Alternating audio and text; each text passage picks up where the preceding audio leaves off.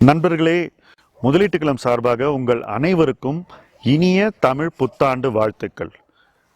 Financial year April 1 ஆரம்பிச்சு ஒரு 2 வாரத்தில் தமிழ் புத்தாண்டு நமக்கு ஆண்டுதோறும் வருகிறது.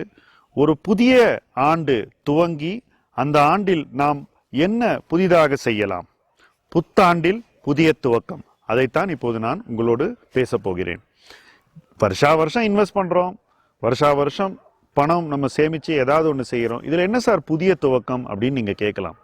ஒவ்வொரு வருஷமும் நம்முடைய முதலீடுகளை மறுபடியும் ரீபர்பஸ் பண்ணணும், மறுபடியும் ஒரு ஃபோக்கஸை கொண்டு வரணும். என்ன காரணம்னா, பொருளாதார சூழல் மாறுகிறது, முதலீட்டு சூழல் மாறுகிறது, ரூபாயினுடைய மதிப்பு மாறுகிறது, வட்டி விகிதங்கள் மாறுகின்றன, தொழில் வளர்ச்சி ஜிடிபி growth மாறுகிறது. இப்படி எல்லாமே மாற மாற ஒவ்வொரு ஆண்டுக்கும் நம்முடைய முதலீடும் அதை சார்ந்து மாற வேண்டும்.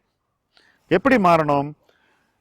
இந்த மாற்றங்கள் நமக்கு எப்படி சாதகமாக அமைத்துக் கொள்ள வேண்டும் என்று சிந்தித்து நம்முடைய முதலீடுகள் மாற வேண்டும்.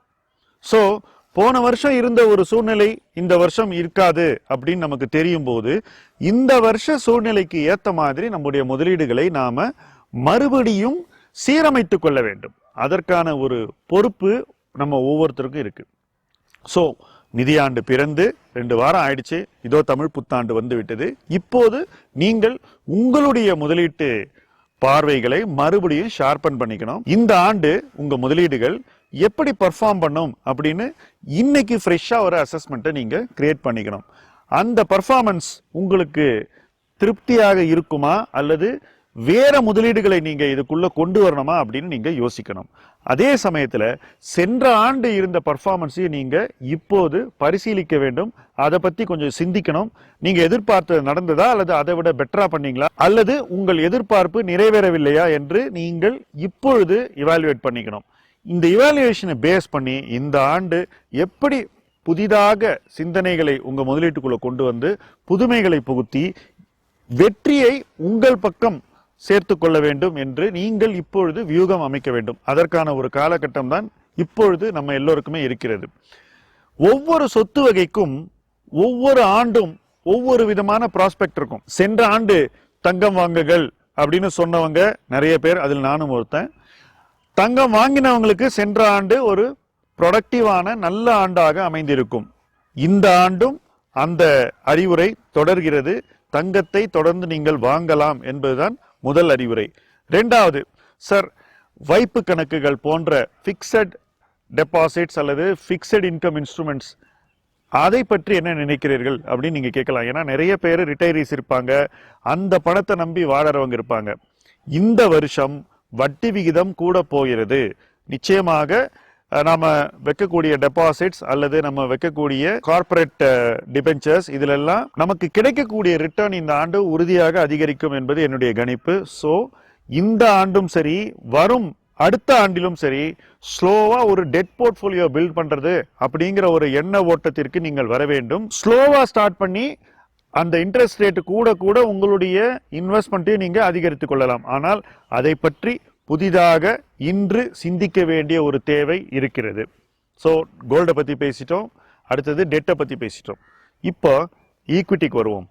ஈக்விட்டி என்பது கடந்த 2 நிதி ஆண்டுகளில் நம்ம எதிர்பார்ப்பை மிஞ்சும் வகையில் நமக்கு வருவாயை ஈட்டி கொடுத்தது. அதுவும் பொருளாதார சூழ்நிலை சரியில்லாத போது நமக்கு அந்த வருவாயை ஈட்டி கொடுத்தது. டிஃபென்சிவ்ஸ் என்று சொல்லக்கூடிய பல தொழில்கள் நல்ல மதிப்பீட்டில் இன்றும் இருக்கின்றன.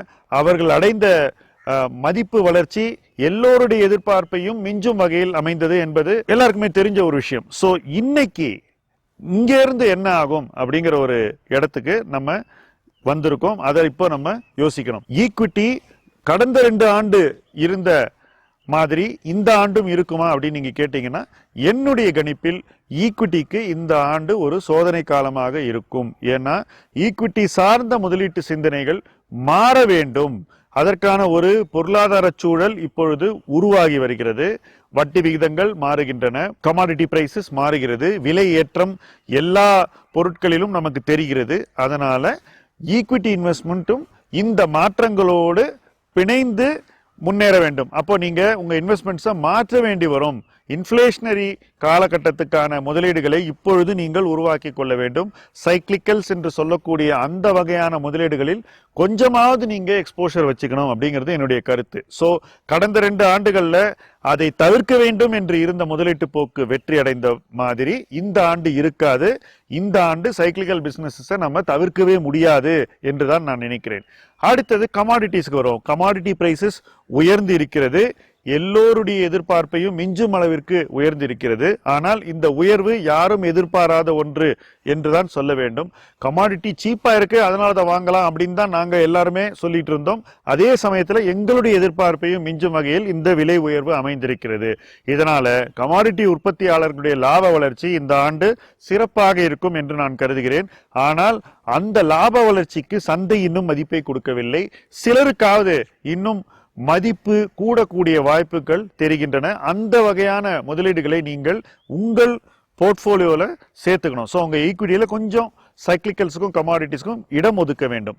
அதே போல அதிக மதிப்பீட்டில் இருக்கக்கூடிய நிறுவனங்களிலிருந்து கொஞ்சம் பணத்தை வெளியே எடுத்து சேஃப்டி பண்ணிக்கணும், அல்லது மற்ற சொத்து வகைக்கு நீங்க மாற்றி அமைத்துக் கொள்ள வேண்டும். அதற்கான ஒரு தேவையும் இப்பொழுது இருக்கிறது. ஸோ ஒரு புதிய ஆண்டில் புதிய சிந்தனைகளை உங்களுடைய முதலீட்டுக்குள் கொண்டு வந்து அந்த சிந்தனைகளின் அடிப்படையில் சில மாற்றங்களை நீங்கள் ஏற்படுத்திக் கொள்ள வேண்டும். அந்த மாற்றங்கள் அந்த ஆண்டில் நீங்கள் எதிர்பார்த்ததை விட உங்களுக்கு ஒரு பெட்டர் ரிசல்ட்டை கொடுக்கணும் என்று வாழ்த்தி உங்களுக்கு மேலும் ஒரு முக்கியமான ஒரு அறிவுரையை இப்பொழுது சொல்ல போகிறேன். அது என்னன்னா, நீங்க உங்களுடைய முதலீடை இன்று செய்யக்கூடிய ஸ்கேலிலிருந்து இன்னும் ஒரு ஹையர் ஸ்கேல் ஆஃப் ஆக்டிவிட்டிக்கு கொண்டு போக வேண்டும். அதற்கு ஒவ்வொரு ஆண்டும் உங்களுக்கு ஒரு வாய்ப்பு. அந்த வாய்ப்பை நீங்கள் இந்த புத்தாண்டில் சிந்தித்து பயன்படுத்தி கொண்டு முன்னேற வேண்டும். ஸ்கேல் அப்படிங்கிறது ரொம்ப ரொம்ப முக்கியம். முதலீடை எந்த லெவல்ல பண்றோம், எப்படி அந்த லெவலை ஏத்திக்கிட்டே போறோங்கிறது ரொம்ப முக்கியம். அதுதான் சொத்து வளர்ச்சிக்கு அடிப்படையான ஒரு கருவி. அதே அளவுல வருஷா வருஷம் முதலீடு பண்ணிட்டு இருந்தீங்கன்னாக்கா, அதே எஸ்ஐபியை தொடர்ந்துகிட்டு இருந்தீங்கன்னாக்கா, நீங்க உங்க பொட்டன்ஷியலுக்கு ஏற்றவாறு உங்க சொத்துக்களை உருவாக்கி கொள்ள மாட்டீர்கள். குறைவாகத்தான் நீங்க அச்சீவ் பண்ணுவீங்க. ஸோ அந்த அச்சீவ்மெண்ட் உங்களுக்கு நிறைவாக வர வேண்டும் என்றால் நீங்க உங்களுடைய இன்வெஸ்ட்மெண்ட் ஸ்கேலை இன்க்ரீஸ் பண்ணிக்கிட்டே போகணும். அந்த ஸ்கேலை எப்படி அதிகரிக்க வேண்டும் என்ற ஒரு பார்வையையும் நுணுக்கத்தையும் நீங்கள் புரிந்து உங்கள் முதலீடுகளை வழிநடத்த வேண்டும். இந்த வாழ்த்துக்களோடு இந்த ஆண்டு உங்களுக்கு ஒரு சிறந்த ஆண்டாக அமைய வேண்டும் என்று சொல்லி இந்த வீடியோவை நான் நிறைவு செய்கிறேன். நன்றி.